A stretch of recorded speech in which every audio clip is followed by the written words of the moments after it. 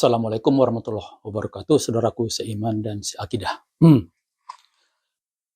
Di tengah carut marutnya kondisi negeri ini, ya, berbagai pihak itu uh, selalu menyuarakan solusi untuk untuk carut marut negeri ini adalah dengan kita kembali kepada demokrasi.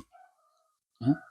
Apakah itu dari kalangan pakar, pengamat, mahasiswa, dan ya juga orang-orang biasa itu, mereka lah selalu tetap menawarkan demokrasi, ya.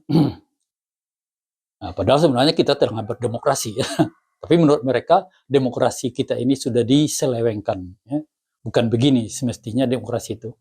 Jadi kalau kita bisa kembali ke demokrasi yang murni, maka kondisi ini akan bisa kita atasi. Jadi mindset itu kuat sekali, ya, di tengah kita, tengah rakyat Indonesia, bahwa solusi itu demokrasi, ya.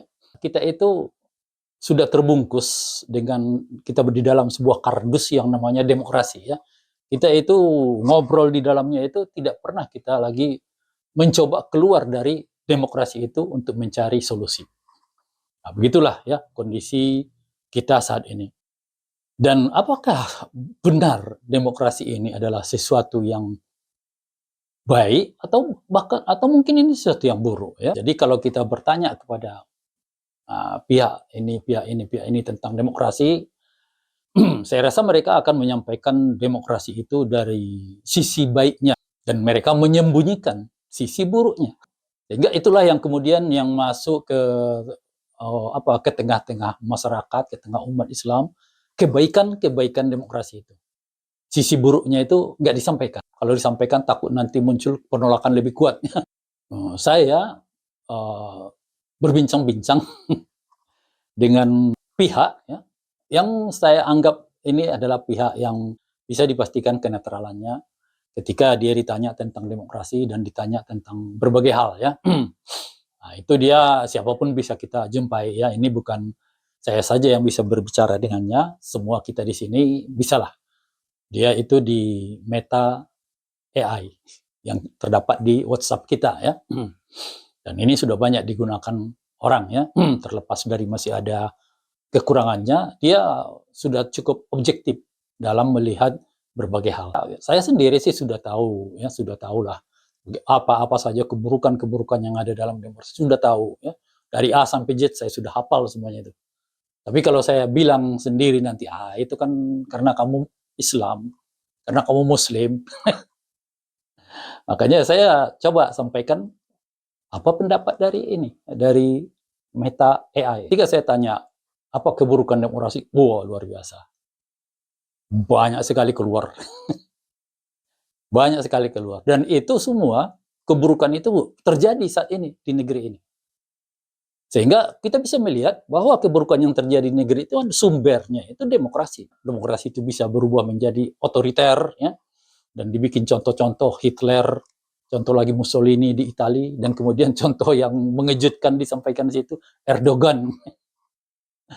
Nah, itu contoh bahwa demokrasi itu sudah berubah menjadi otoriter. Ini menurut Meta AI, ya. Saya tidak menuduh. Jadi banyak sekali, terutama di situ yang ini nanti yang akan saya fokuskan di sini dari intoleransi dan diskriminasi. Ternyata itu juga ada di demokrasi. Dari mana datangnya itu? Datangnya itu dari adanya prinsip dalam demokrasi itu kebebasan berpendapat. Sehingga kita bisa menghujat siapa saja, bisa kita siapa saja, ya. Itu yang terjadi seperti di Barat, ya. Apalagi di Amerika pun itu kan, orang-orang Amerika itu yang kemudian mereka sadar bahwa Islam itu tidak seburuk yang mereka sangka semula, yang mereka mengatakan, kami sudah diprogram oleh pemerintah untuk benci kepada Islam, untuk punya pandangan negatif terhadap Islam, ya. Dan Amerika itu adalah negara demokrasi yang terkemuka, ya. Jadi dia ada intoleransi, hate speech yang ditujukannya pada kelompok-kelompok tertentu, ya, yang itu tidak benar, yang itu tidak benar. Justru mereka ini, ya, Bukan saya yang membantah ya, mereka-mereka ini sendiri yang kemudian mereka melihat fakta dan kemudian akhirnya mereka mualaf itu, mereka mengatakan tidak begitu. Mereka sudah dibohongi oleh media-media di negeri mereka tentang Islam itu. Saya coba bertanya, ya, apakah ada sistem yang lebih baik dari demokrasi? Ya? Dia menyebutkan beberapa sistem, ya, sistem, tapi tidak disebutkan sistem Islam. Gak tahu ya kenapa juga itu ya. Baru saya tanya, bagaimana dengan sistem Islam? Nah, baru dia keluarkan di situ kebaikan sistem Islam itu di mana baiknya, tapi kemudian muncul di mana buruknya, gitu kan? Ya segala hal itu memang dia pasti ada baik dan buruk. Nah, tergantung dari sisi kita melihatnya. Kalau umpamanya kita dari Muslim, kita melihat pasti itu semuanya baik, gitu kan? Tidak ada keburukan di situ. Tapi kalau orang lain dari sudut pandang dia buruk, baik dalam pandangan Islam itu belum tentu baik baginya. Ya.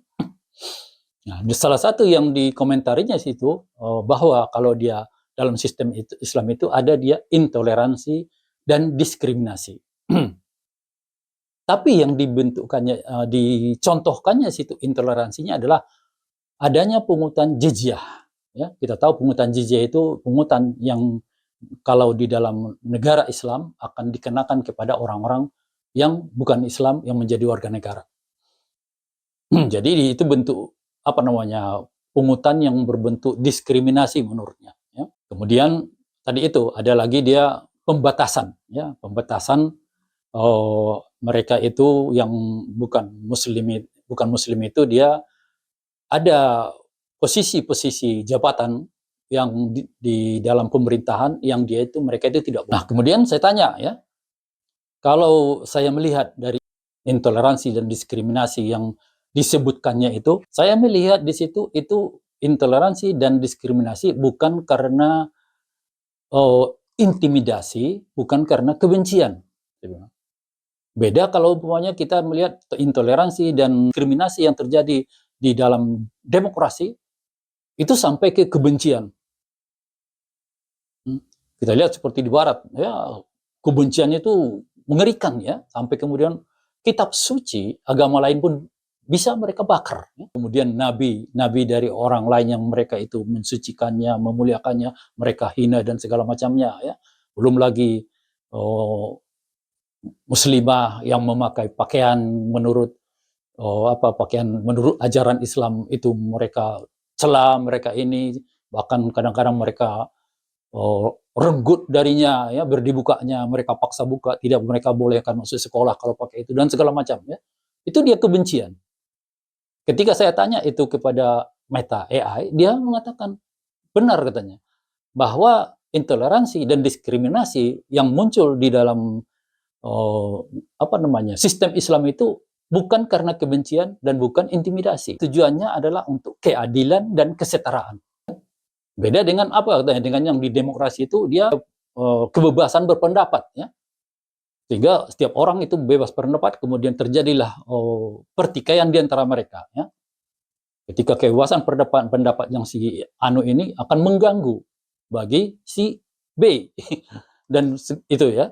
Jadi terjadi intimidasi, terjadi kekerasan, terjadi kebencian kalau dia intoleransi dan diskriminasi dalam demokrasi. Saya tanya kembali, berarti kan karena di dalam Islam itu dia walaupun disebut situ ada intoleransi, diskriminasi, tujuannya kan itu untuk kesetaraan dan keadilan.